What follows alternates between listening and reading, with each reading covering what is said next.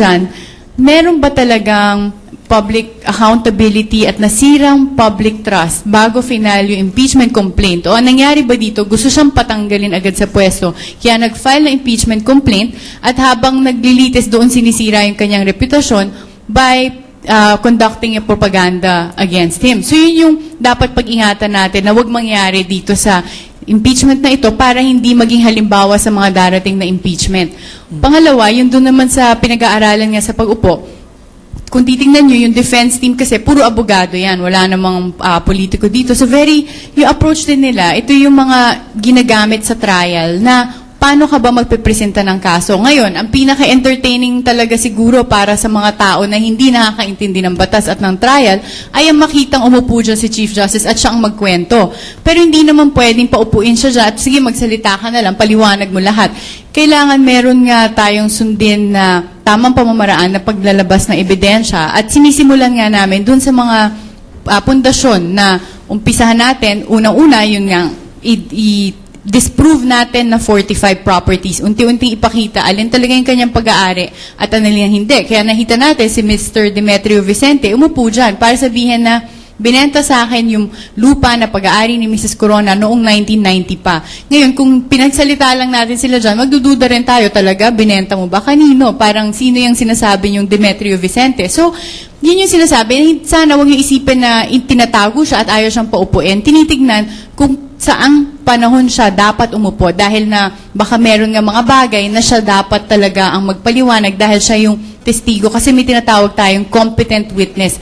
Ang competent witness, yun yung tao may personal knowledge ka dun sa gusto mong patunayan. At sa 8 days na nag-trial, so far, may mga ibang taong may personal knowledge doon sa gustong patunayan. Kaya siguro antayin nyo na lang. Dahil hindi naman namin sinasabing wala nang pag-asang tumistigo siya. Tinitignan lang saan para maayos naman yung pagpresenta ng ebidensya. Ang concern ni Attorney Karen na hindi po magamit itong pamamaraan ng impeachment na para po maharas daw po yung mga nakaupo. Tatanong natin kay Congressman Erin kung in the manner by which you did the impeachment, Congressman Erin, napoprotektahan ba yung mga safety measures na nakapaloob nga doon sa ating saligang batas? Wala po ba tayong nire-risk sa masamang president sa kung may mga dumating pang impeachment na sa hinaharap? Well, dahil hindi nga mga abogado yung ating mga bisita ngayon, no?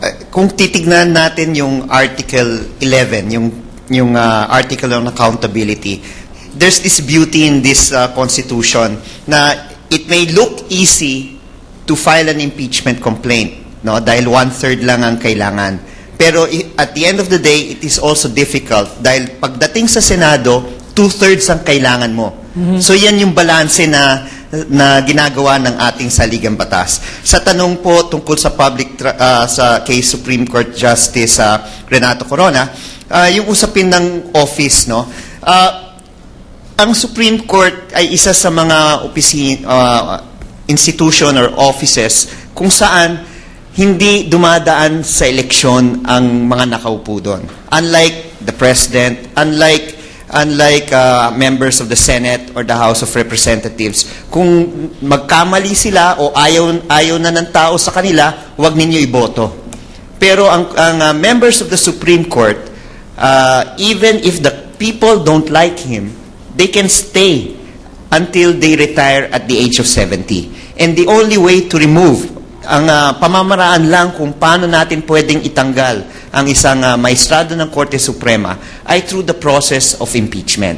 So dito nga natin sa proseso ng pananagutan, no, ito ay makukuha po natin. So ito yung usapin na sa tanong kanina tungkol sa public trust. Kaya importante nga maging testigo po ang ating punong maestrado. Okay, Attorney Tranquil, yes. Doon sa usapin ng public office sa public trust, totoo pong nakalagay yan sa konstitusyon.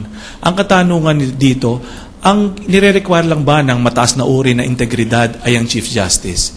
Kasi po parang ganun yung talakayan na aking naiintindihan sa mga ilang linggong nakakaraan. Meron po, again, with all due respect, may narinig po akong damage good theory. Meron din po ako narinig na whiter than white theory with all due respect. Ngayon po, ang katanungan dito, malakas ba talaga ang kaso nila para mapatanggal ang Chief Justice? O yung damage good theory is a plan B? Na kung ganito, namantsahan na kita madungis ka na. Therefore, wala ka na.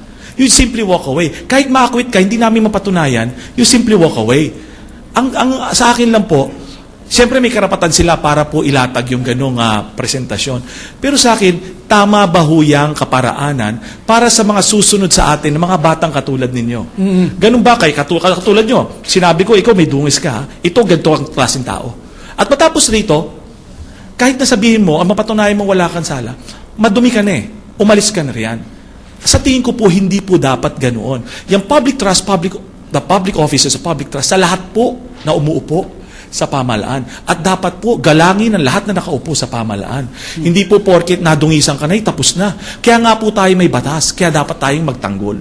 Malinaw po yan na napaka-critical po yung usapin na yan dahil yan po ang magde-define ng tinatawag na prima facie case or sapat po ba talaga yung kaso ng prosecution para kailangan po talagang matindi yung depensa ng defense team or ni Chief Justice Corona. Bago po tayo pumunta dyan sa usapin ng quantum of evidence, prima facie case, bigyan po muna natin ang katanungan from our internet citizens.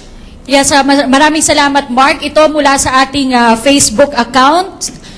Sa prosecution, alam po natin na matalino si Chief Justice Corona at magaling ang defense para patunayan na 5 nga lang ang property niya. May hakbang po ba kayong gagawin para malaman kung ginamit niya ang pangalan ng kanyang mga anak? Ito ay galing kay Alvin Alcantara. Attorney Justiniano? Madali pong patunayan yan. Tingnan na lamang natin ang income tax return ng kanyang mga anak kung mga ito ba'y may kakayahang bumili ng mga ganong kamamahal na properties. Sa natatandaan ko po, doon sa kanyang manugang na doktor, hindi ko alam kung ano ba ang practice area niya, ang kanyang nireport na income ay hindi lalampas sa 1 milyon. And yet, nakakabili siya ng properties na 18 million. Ay 10 nang galing ang pinambili doon. Income tax return po lamang ang pagbabasihan natin at i-compare natin doon sa halaga ng mga binibinilang properties. Okay, depensa po. Attorney Tranquil. With all due respect, sabi niya 18 million po. Kung titingnan niyo po yung titulo, ito naman na-presenta na kaya binabanggit ko, inutang po iyon.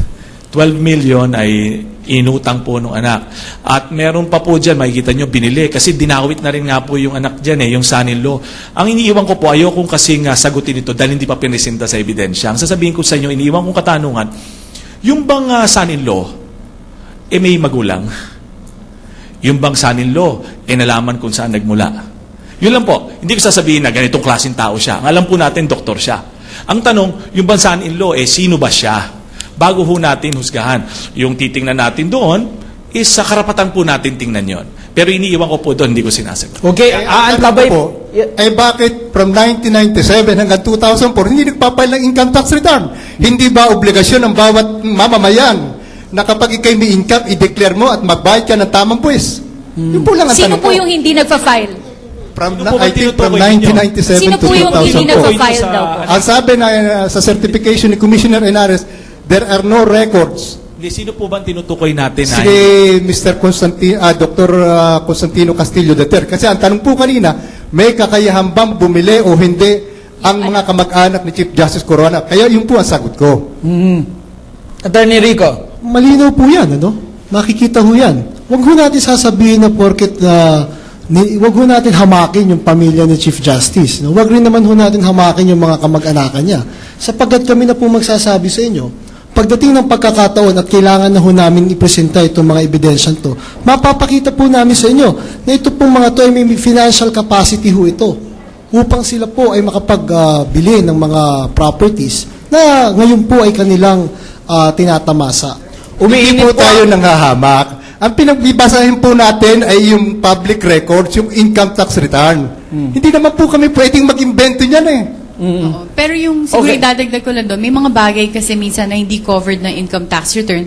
Kasama na nga dito nung may kinalaman kay Chief Justice Corona, yung mga ibang allowances niya, yung mga nakuha niya sa HRET, SET, wala yan, hindi kasama dun sa income tax return na pinagtestiguhan ni ating BIR Commissioner Henares. So, ang sinasabi ko, in the first place, kami nga nung linabas namin ebidensya na yan, tinatanong nila, tinatalakay niyo ba ulit yung 2.4? Akala ba namin binasura ba na yan ng impeachment court? Pero sa amin naman, dahil nasa record yung kay Commissioner Henares na ang pinapalabas ang pwede lang basihan na yung income tax return. Kailangan siguro klaruhin kung magsistay sa record yung fact na yan at ang kanyang testimonya, kailangan na idagdag yung tamang full picture, yung dagdag yung katotohanan na meron talaga siya nakuha na ibang mga amounts sa mga iba-ibang ahensya ng gobyerno. Pero para sa akin, dito ba natin dapat pag-awayan yung kakayahan naman ng mga kamag-anak niya? Kasi hindi rin sa amin malinaw na nandito to sa original allegations ng impeachment complaint nila. Kaya yun yung importante dito. Okay, quickly, at Congressman Erin, before we go on a break. Nagpapasalamat nga kami sa prosecution at binuksan yung usapin tungkol sa allowances and benefits. Sa defense. Nakuha po namin sa mga testigo po nila na sila mismo nagsabi na bawal gamitin sa pansariling interest yung parte ng allowances and benefits. Dahil kung ito ay gagamitin pansariling interest, yan po ay subject sa tax. So, nagbubukas ng pintuan na posible na may nilabag rin si Chief Justice Corona sa paggamit ng allowances and benefits for his own. Okay, may kakayahan po ba talaga si Chief Justice? Nag-aantabay pa rin po tayong lahat dun sa ipepresentang depensa ng kanyang kampo. Anya nga po ni Chief Justice, ni Senate President Enrile. We will go on a break session suspended for 1 long minute.